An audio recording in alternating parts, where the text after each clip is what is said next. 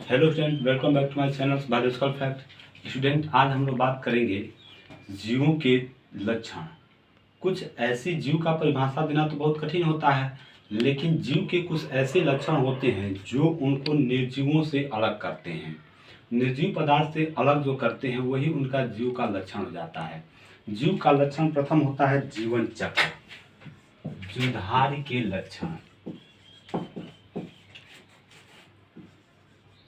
जीवधारी के लक्षण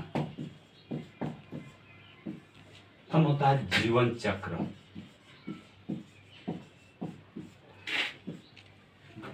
जीव एक निश्चित जीवन चक्र का अनुसरण करता है। जीव जन्म लेता है, विकसित होता है, वृद्धावस्था को प्राप्त करता है और अंत में जीव की मृत्यु हो जाती है। यही जो जन्म के बाद और मृत्यु से पहले की अवस्था को जीवन चक्र कहा जाता है। दूसरा होता है जीव द्रव्य। जीवों में वास्तविक जीव पदार्थ जीव द्रव्य ही होता है। हक्सले के अनुसार जीव द्रव्य ही जीवन का भौतिक आधार होता है। जीवों में वास्तविक जीव पदार्थ जीव द्रव्य ही होता है। हक्सले के अनुसार जीव द्रव्य ही जीवन का भौतिक आधार होता है। जीव द्रव्य में अनेक रासायनिक तथा भौतिक परिवर्तन होते रहते हैं तथा जीव द्रव्य व वातावरण के बीच आदान प्रदान होते हैं, जिन्हें जीव द्रव्य कहते हैं। तीसरा होता है कोशा संरचना।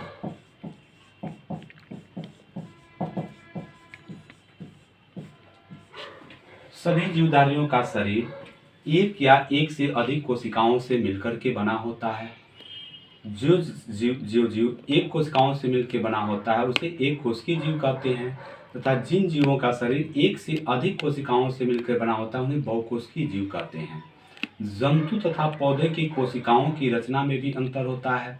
जंतु कोशिका में बाहर की तरफ कोशिका झिल्ली होती है, जबकि पादप कोशिका में कोशिका झिल्ली के बाहर भी सेलुलोज की बनी कोशिका भित्ति पाई जाती है। चौथा होता है उपापचय। उपापचय में दो क्रिया होती है, एक उपचय और दूसरा अपचय। उपचय क्रिया रचनात्मक होती है जबकि अपचय क्रिया विनाशात्मक होती है। उपचय और अपचय क्रिया को सम्मिलित रूप से उपापचय कहते हैं। पांचवा होता है श्वसन। सभी जीवधारी लगातार श्वसन की क्रिया करते रहते हैं। सभी जीव श्वसन में वातावरण से ऑक्सीजन लेते हैं और कार्बन डाइऑक्साइड को बाहर निकालते हैं। ये ऑक्सीजन खाद्य पदार्थों का ऑक्सीकरण करता है और उससे ऊर्जा मुक्त होती है, जिससे जीव इस जैविक क्रिया करने में इस ऊर्जा का उपयोग करता है। तो होता है छठवां पोषण। जीव द्रव्य के निर्माण तथा जैविक क्रिया के संचालन के लिए जीव को पोषण की आवश्यकता पड़ती है। सातवां होता है वृद्धि। जीव पोषक पदार्थों को ग्रहण करता है और वृद्धि एवं विकास करता है, जबकि निर्जीव पदार्थों में ऐसा नहीं पाया जाता है। आठवां होता है प्रजनन। जीवों में अपने जैसी जीव उत्पन्न करने की क्षमता होती है, जिसे प्रजनन कहते हैं। सभी जीव अपने जाति को कायम करने के लिए प्रजनन की क्रिया करते हैं, जिससे उस जीव की जाति कायम रहती है। और नौवां होता है अनुकूलनशीलता।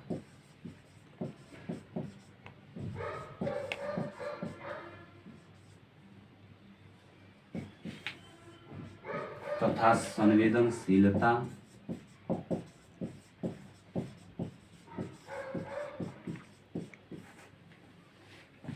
जीव जिस वातावरण में रहता है उसमें होने वाले परिवर्तनों को अनुभव करता है, जिसे संवेदनशीलता कहते हैं।